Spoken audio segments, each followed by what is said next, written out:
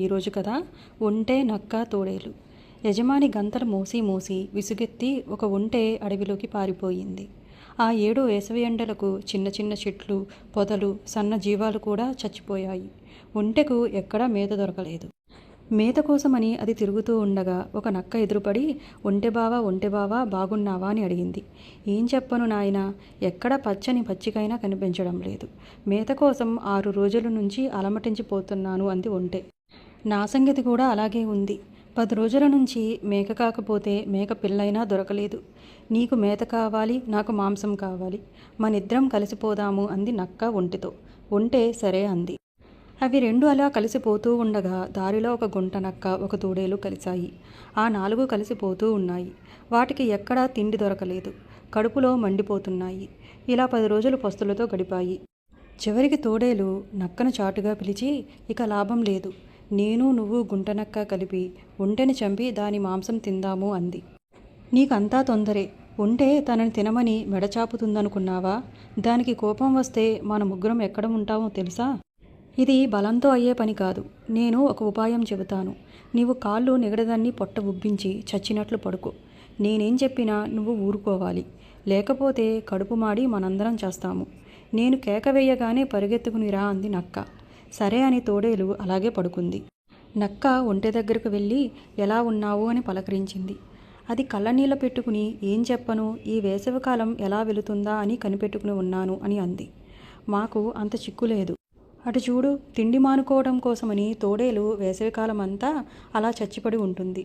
చినుకులు పడగానే నేను దానిని తీసుకువెళ్ళి నీళ్ళల్లో వేసి రావే తోడేలా అంటే మళ్ళీ బ్రతికి వస్తుంది అంది నక్క.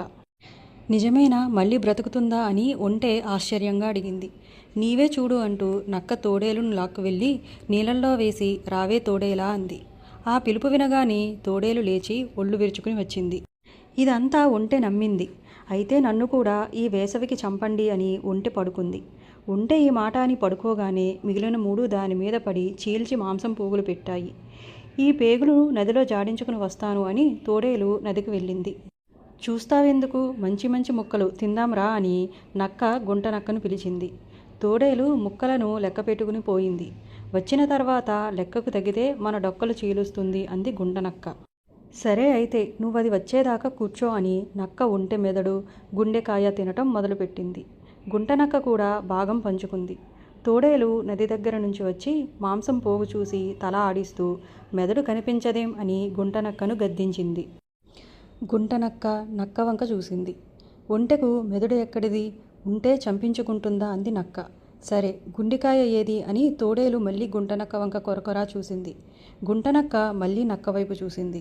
నా వైపు చూస్తావెందుకు, తిన్నప్పుడు నా వంక చూస్తూ తిన్నావా అనింది నక్క. తోడేలు అమాంతం గుంటనక్క వైపు దూకింది.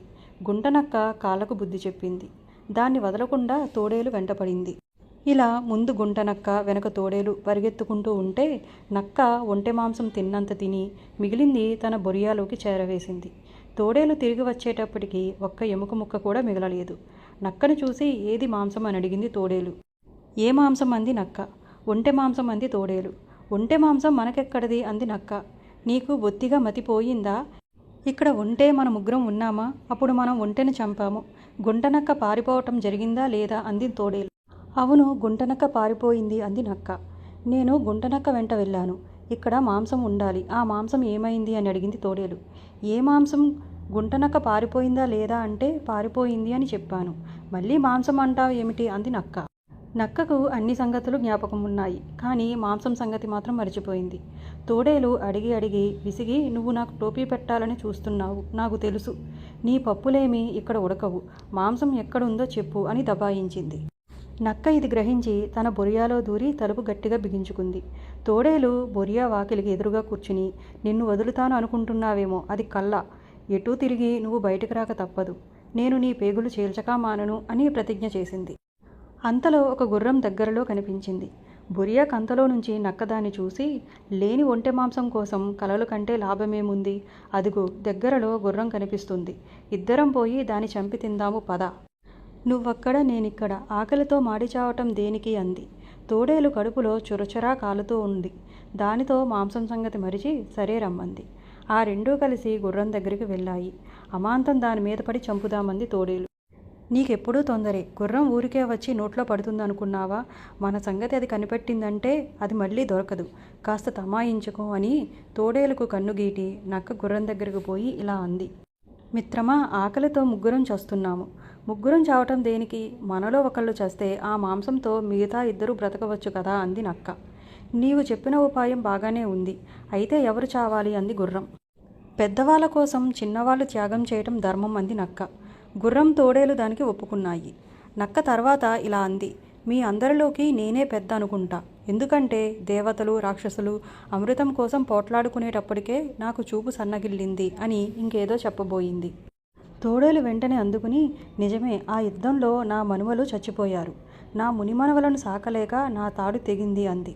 వెంటనే గుర్రం, మీరు చాలా పొరపడుతున్నారు. మీకంటే నేను చాలా పెద్దవాడిని. నేనెప్పుడు పుట్టానో నాకే తెలియదు.